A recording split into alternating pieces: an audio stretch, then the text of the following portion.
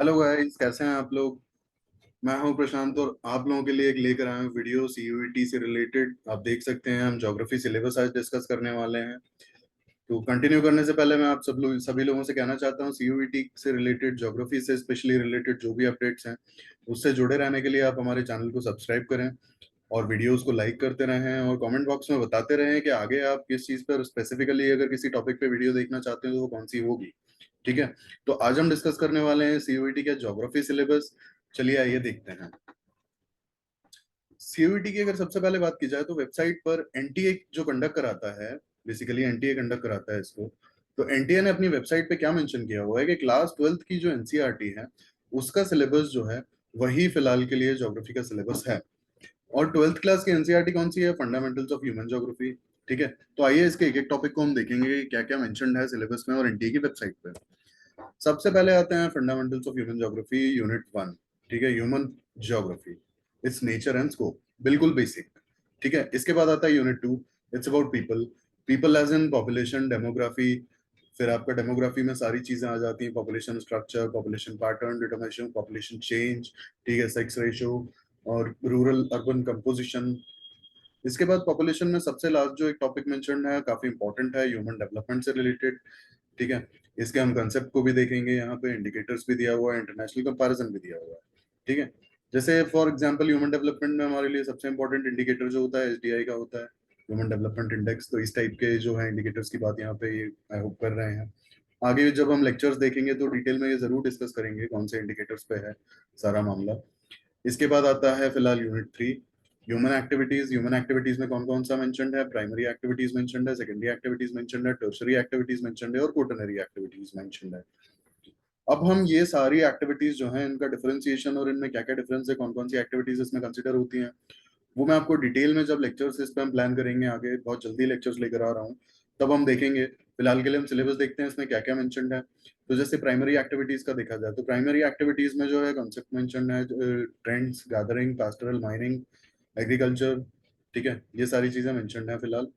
Secondary activities में जो है स्पेशली मैन्युफैक्चरिंग मेंशन्ड है, processing, house hold and small scale, large scale और अदर इंडस्ट्रीज। इसके बाद टर्शरी में आपका ट्रांसपोर्ट, कम्युनिकेशन सर्विसेज।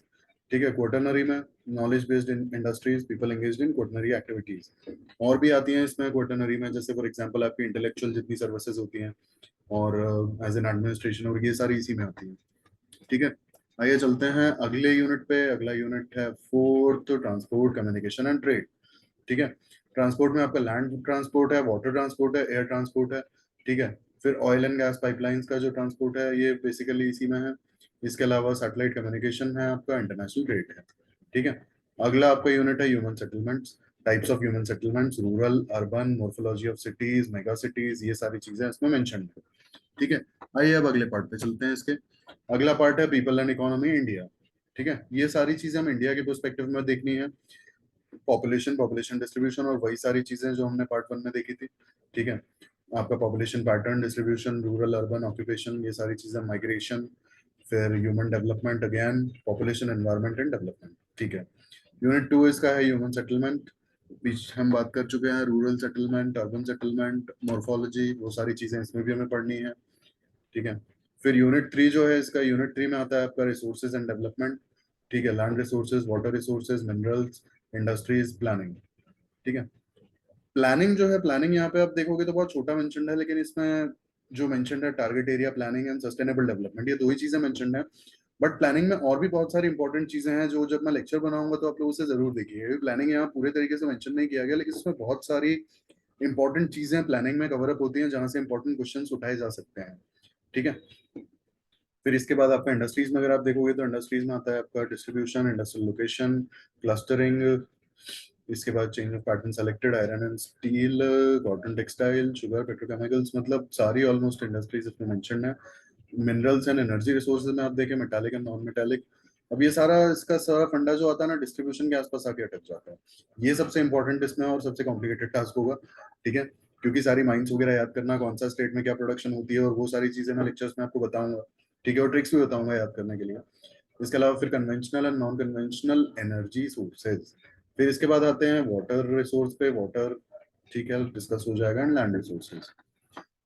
इसके बाद अगला टॉपिक इसमें सेम वही ट्रांसपोर्ट कम्युनिकेशन, ठीक है। लास्ट इसमें जो फर्स्ट पार्ट से एक टॉपिक अलग है वो ये है, ज्योग्राफिकल पर्सपेक्टिव एंड इश्यूज, ठीक है। इश्यूज में क्या क्या हो जाता है, pollution, urban waste, urbanisation, rural urban migration, problems of slum and land degradation. अब स्लम्स वैसे तो आप शायद उतना कंसिडर नहीं करेंगे, लेकिन स्लम एक बहुत बड़ा इशू है इंडिया में, और इसका सबसे बड़ा एग्जाम्पल जो है वो ये है धारावी। जब कोविड आया था तो धारावी में जब कोविड फैला था तो गवर्नमेंट्स की जो हालत खराब हो गई थी कि अगर यहाँ पे कोविड स्प्रेड हुआ तो इसे कैसे कंट्रोल करेंगे, क्योंकि क्योंकि ये बहुत ही डेंसली पॉपुलेटेड है धारावी। और जैसा कि आप लोग मूवीज में देखते भी होंगे अधिकतर, यहाँ पे मतलब होता है कि निकलने के लिए भी स्पेस नहीं है।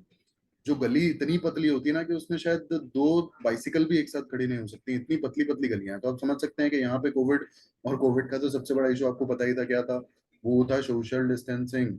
और स्लम्स में, और स्पेशली धारावी जैसे स्लम्स में, सोशल डिस्टेंसिंग मेंटेन कर पाना, I don't think it's that easy task, ठीक है। तो ये सारे टॉपिक्स हम लोगों ने देखे आज। हम आगे लेक्चर्स में देखेंगे इनको, एक एक टॉपिक्स को हम डिटेल में डिस्कस करेंगे, ठीक है।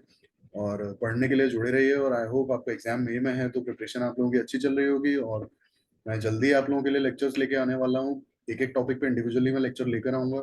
तो जुड़े रहिए मेरे साथ, and all the best for your preparation.